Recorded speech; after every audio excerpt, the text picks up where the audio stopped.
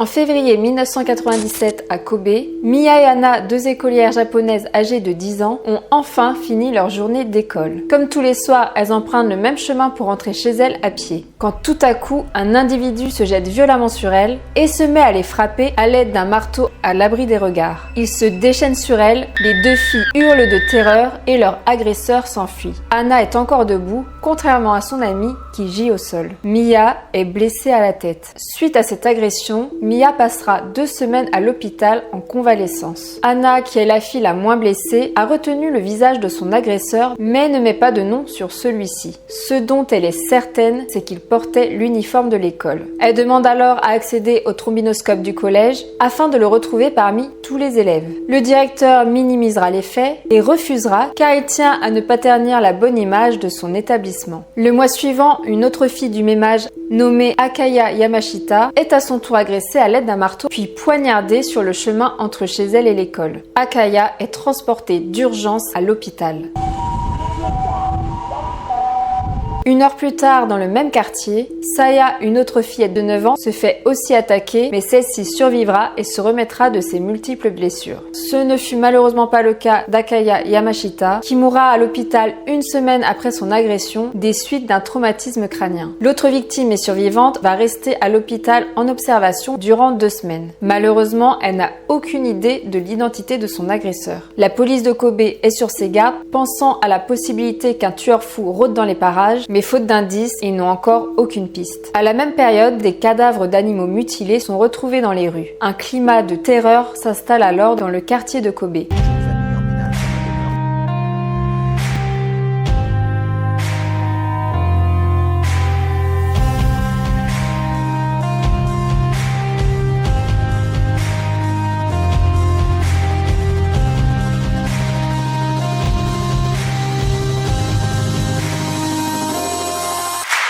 Coucou mes petits démons, j'espère que vous allez affreusement bien et qu'aujourd'hui votre petit cœur est bien accroché. Aujourd'hui je vous retrouve pour vous parler d'un fait divers plein de rebondissements qui a marqué non seulement le Japon mais aussi le monde entier.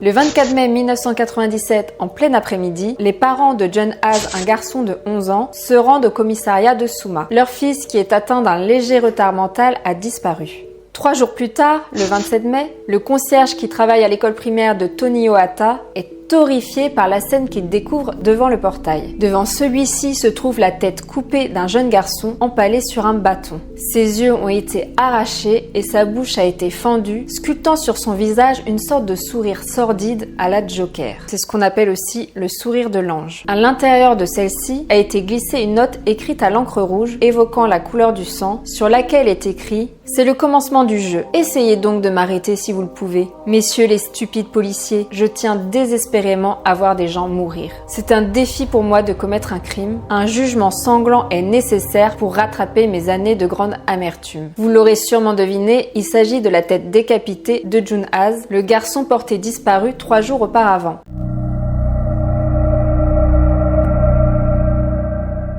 Selon l'autopsie, la tête de John Haas aurait été tranchée à l'aide d'une scie à main et des traces de sperme ont été retrouvées sur sa tête. Les enquêteurs imaginent alors que le coupable est probablement un pédophile. Le mot retrouvé dans la bouche de la victime porte plusieurs signatures. La première, school killer, qui signifie tueur de l'école, mal orthographié shul killer. La deuxième, Seito Sakakibara, suivie d'un symbole en forme de croix qui ressemble à la signature d'un tueur en série surnommé le Zodiac. Je ne sais pas si vous connaissez le tueur du Zodiac, mais cet Américain a commis 5 meurtres entre la fin des années 60 et le début des années 70 dans le nord de la Californie et il a été fortement soupçonné pour d'autres crimes. Le tueur envoyait de nombreuses lettres à la presse, comprenant chacune d'elles 4 pictogrammes à résoudre. Donc les pictogrammes, pour ceux qui ne le savent pas, ce sont des énigmes basées sur un message chiffré, donc une sorte de code. Il faut savoir que la police n'a jamais réussi à mettre la main sur lui ni à l'identifier. Quelques jours après le meurtre, le 6 juin de cette année-là, une enveloppe brune sans timbre ni adresse de retour, est arrivé au bureau du journal local. C'était une note de 3 pages écrite à l'encre rouge. Dans celle-ci, le meurtrier cherche à laisser sa marque et revendique la responsabilité du meurtre de John Haas. Voici ce qu'on peut y lire. Je mets ma vie en péril pour le bien de ce jeu. Si on m'attrape, je vais probablement être pendu.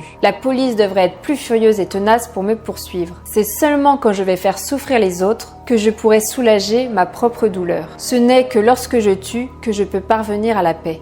Dans la lettre, il exprime aussi sa haine contre le système éducatif, lui reprochant de l'avoir rendu invisible. À la fin de la lettre, il prévient que 2 autres meurtres vont avoir lieu. Tout comme le mot retrouvé dans la bouche de John Haas, la police fait encore une fois le parallèle avec le tueur du Zodiac dont je vous ai déjà parlé. Même type d'écriture, même tournure de phrase, un symbole quasi identique suivi d'un pseudonyme tout aussi farfelu en guise de signature. La lettre du tueur est à nouveau signée Seito Sakakibara, nom qui se compose de 6 caractères et qui signifie respectivement alcool, démon, rose, saint et combat.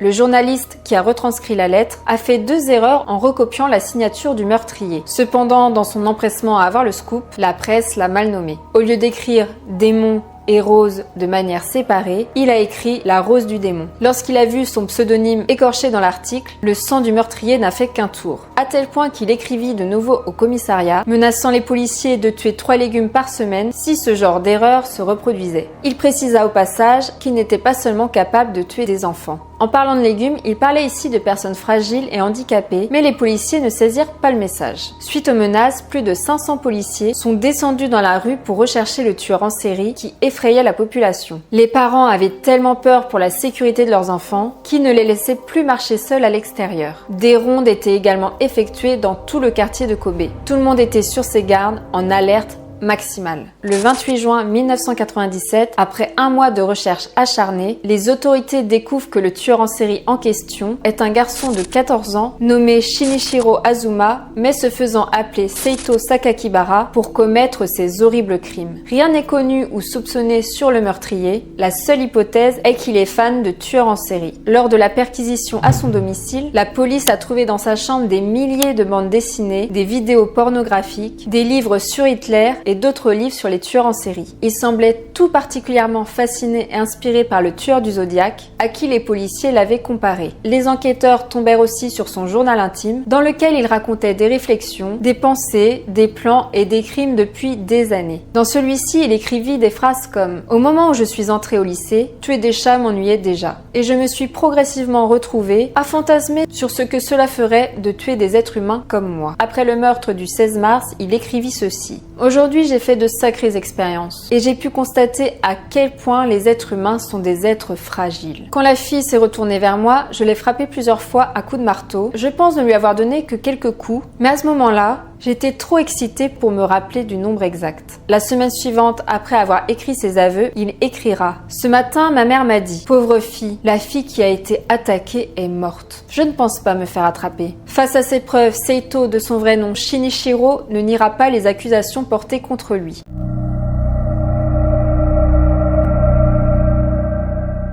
Le 25 juillet 1996, il se trouve devant le tribunal régional de Kobe. On découvre comment le jeune tueur a attiré le pauvre John Haas à lui. Il lui aurait demandé de le suivre au sommet de la colline pour l'emmener au réservoir d'eau, prétextant en vouloir lui montrer des tortues avant de l'étrangler. Il aurait ensuite abandonné le corps de sa victime pendant 2 jours pour ensuite revenir sur les lieux du crime muni d'une scie à main et d'un sac à dos. Je vous laisse imaginer ce que contenait son sac. Azuma Shinichiro révélera qu'il a emporté la tête avec lui et qu'il l'a gardée dans sa chambre jusqu'à la tombée de la nuit. À ce propos, il dira « L'acte que j'ai commis dans cette chambre était bien plus odieux que le meurtre en lui-même. » Le lendemain, très tôt dans la matinée, il aurait déposé la tête au portail de l'école. École qui se situait près de la colline où se trouvait le reste du corps. Il faut savoir qu'une semaine plus tôt, au même endroit, on avait retrouvé 2 chats à qui on avait arraché les pattes.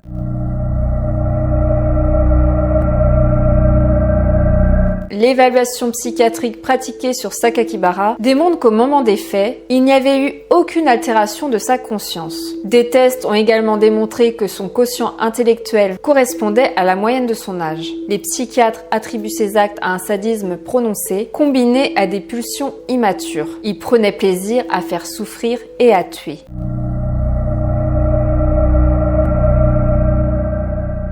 Le tribunal familial le condamne à la détention. Il avait 14 ans et selon les lois du pays, il ne pouvait pas être jugé comme un adulte et son identité ne devait pas être révélée. Le 17 octobre 2004, il est détenu dans un centre surveillé d'éducation juvénile et est ensuite transféré 3 jours plus tard dans un autre centre de détention pour jeunes délinquants. Le 1er janvier 2005, soit 7 ans passés dans ce centre, Sakakibara est libéré à l'âge de 21 ans. L'opinion publique est outrée par cette décision.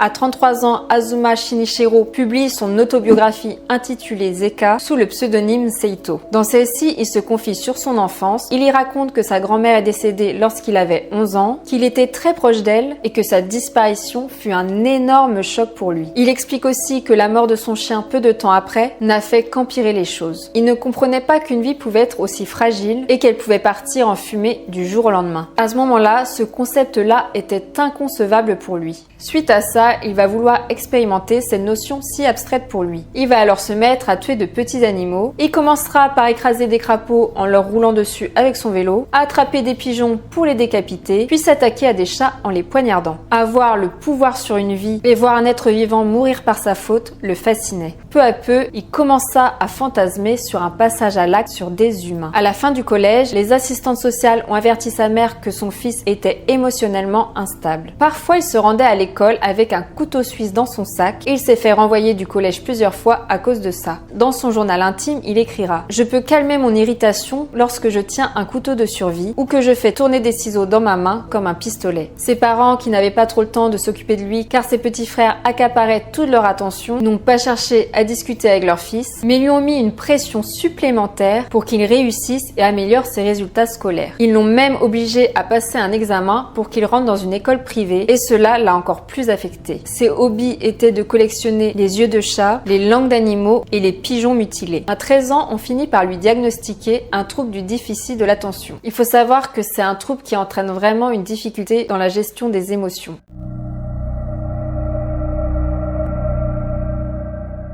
Dans son autobiographie, le meurtrier s'épanche sur son passé, évoque des regrets vis-à-vis de ses crimes, mais les raconte aussi de manière détaillée. Je pense que si vraiment il s'en voulait, il n'aurait pas expliqué en détail ses crimes. La famille des victimes n'a rien pu faire pour empêcher la publication du livre et celui-ci est devenu un best-seller. Le premier tirage de 100 000 exemplaires s'est vendu en quelques jours seulement. On sait qu'il a gagné plus d'1,5 million de dollars grâce à son histoire.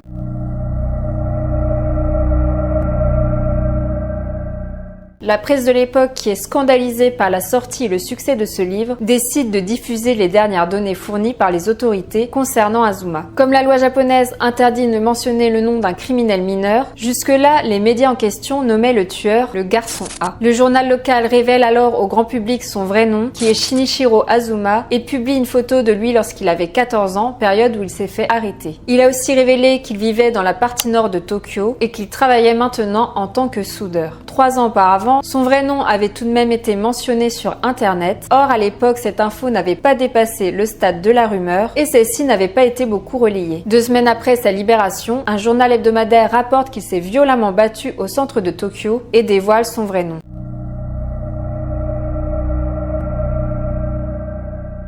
Actuellement âgé de 40 ans, il se promène librement dans les rues japonaises, aux grandes dames des familles des victimes. Que pensez-vous du fait que le tueur ait pu garder son identité secrète et qu'il ait pu être libéré aussitôt? Moi perso, je trouve que la justice a été extrêmement clémente avec lui, même si après coup, il n'a pas reproduit ce genre d'acte. Pensez-vous qu'il serait prêt à recommencer? Moi, je me dis que c'est possible, surtout qu'il s'est déjà battu une fois à sa sortie de prison, et je me dis aussi qu'il doit presque se sentir intouchable après ça, car il a eu une peine vraiment légère par rapport à ce qu'il a pu commettre. Et pour les familles des victimes, je trouve cela vraiment injuste qu'il ait payé aussi peu. En plus, il s'est fait de l'argent sur le dos de cette histoire grâce à son autobiographie. C'est juste indécent. Mes petits démons, dites-moi ce que vous en pensez, je suis curieuse d'avoir vos avis. Il n'y avait pas énormément d'informations sur le tueur, surtout que l'enquête s'est faite de manière très discrète. Ce n'est pas la même mentalité que nous. En règle générale, là-bas, ils sont beaucoup plus pudiques, beaucoup plus réservés et aussi sur ce genre de sujet à scandale. C'est peut-être pas plus mal. En plus, il me semble que le taux de criminalité au Japon est le plus bas au monde. Mais les crimes commis là-bas sont souvent d'une extrême brutalité. J'espère que cette courte vidéo vous a plu. On se retrouve la semaine prochaine pour un tout nouveau fait divers sur la Dark Zone. En attendant, likez si vous avez aimé, partagez si l'envie y est, abonnez-vous et activez la petite cloche des notifications si cela n'est pas déjà fait. Je vous dis à la semaine prochaine, je vous embrasse fort, faites attention à vous.